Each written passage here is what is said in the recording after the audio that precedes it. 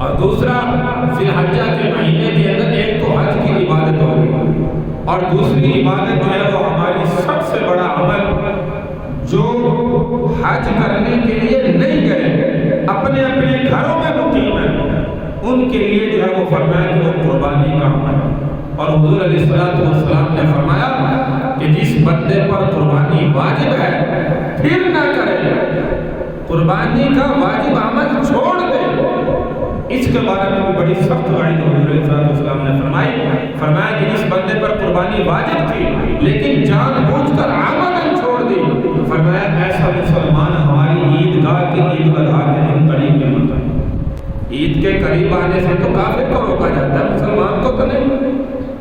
لیکن مسلمان بندے کے لیے حضور علیہ السلام کا اپنے امتی کے لیے اظہار خیال دیکھیے کہ جس بندے پر قربانی کا عمل واجب تھا لیکن اس نے پھر بھی نہ ادا کیا، ایسے مسلمان کے لیے حضور علیہ السلام کے اتنے سخت جملے کہ وہ ہماری عیدگاہ کے قریب بھی مت آئے، یعنی عید کی نماز پڑھنے سے بھی اللہ کے محبوب صلی اللہ علیہ وسلم روک رہے ہیں، اتنی ناراضگی ہے اپنے اس امتی کے لیے۔ تو اس لیے میرے بھائی جس پر حج فرض ہے وہ زندگی میں جلد سے جلد حج کا فریضہ ادا کرے، ورنہ یہ نہ ہو مر جائے منافقت کے شعبے پر مرے۔ حدیث مبارکہ کی روشنی میں کہ جس پر حج فرض ہے بغیر فرض ادا کیے، فرمایا وہ دنیا سے چلا گیا بغیر کسی عمل مجبوری کے، اس نے چھوڑ دیا، فرمایا کہ وہ چاہے منافق ہوگا مرے ہمیں اس کی کوئی پرواہ نہیں۔ تو یہ دو عبادتیں ذی الحجہ کے مہینے کے اندر مسلمان کے لیے سب سے بڑی قیمتی عمل ہے۔ اور قربانی کا عمل میں مسلمان اکثر کہیں کہ جی ہر سال میں قربانی کرتا ہوں، اس سال قربانی کا عمل رہنے دیتا ہوں،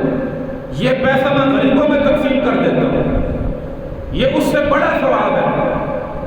کسی بچی کی شادی ہوگی اس کے جہیز میں پیسے دے دیتا ہوں، کسی غریب کی مدد کر دیتا ہوں، اس سال میں ایسا عمل کرتا ہوں قربانی رہنے دیتا ہوں۔ تو یاد رکھیے کہ یہ بندہ کبیرہ گناہ کا مرتکب ہے، کیونکہ سب سے بڑا عمل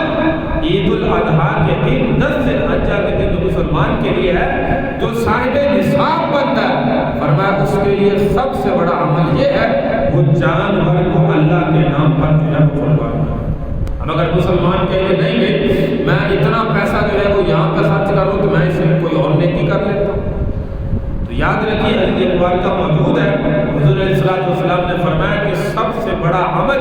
مسلمان کے لیے قربانی کے دن 10 ذی الحجہ کے دن یہی ہے کہ وہ جانور کو اللہ کے نام پر جو ہے وہ قربان کرے، اس کا خون جو ہے وہ اپنے ہاتھوں سے۔ تو اس لیے میرے بھائی قربانی واجب ہے، ہر حال میں جو ہے وہ ادا کرے۔ جیسے آگے پیچھے جو ہے وہ ضروریات ہیں، انسان کہتا ہے اپنے ضروریات کو پورا کر لو، چاہے قرض پکڑ کر کروں کیسے بھی کر لوں۔ ہاں اگر ایسا بندہ ہے جو صاحب نصاب نہیں ہے یا صاحب نصاب ہے، اس پر اتنا قرض ہے کہ وہ قرض ادا کرے تو صاحب نصاب نہیں رہتا، تو پھر اس بندے پر قربانی کا عمل واجب نہیں، وہ اپنا قرض جو ہے وہ ادا کرے، کیونکہ قرض کا ایک عمل ایسا ہے، یہاں سے یاد رکھیے کہ مسلمان بندہ دنیا چھوڑ کر چلا بھی جائے اور اللہ سے معافی مانگ کر جائے، وفات پا جائے، فرمایا کہ اس کے سارے عمل سارے گناہ اللہ تبارک و تعالیٰ جو ہے وہ معاف فرما دے گا، توبہ سے، معافی سے، استغفار سے۔ لیکن یہ عمل ایسا ہے جو حقوق العباد کے متعلق ہے، یہ اس کا پھر بھی معاف نہیں ہوگا، یعنی کسی کا قرض دینا ہے اسی طرح چلا گیا تو یاد رکھو کہ اس کی کبھی بھی معافی نہیں ہوگی۔ جیسے حضور علیہ السلام اکثر جنازہ پڑھانے سے پہلے مسلمانوں کا تو پوچھتے کہ اس بھائی کے ذمے کسی کا قرض تو نہیں، اگر لوگ کہتے کہ ہے، حضور علیہ السلام پیچھے رہتے، اس کا جنازہ نہیں پڑھاتے تھے۔ اگر کوئی رشتہ دار آئے تو اقارب ذمہ داری لے لیتا تھا تو پھر حضور علیہ السلام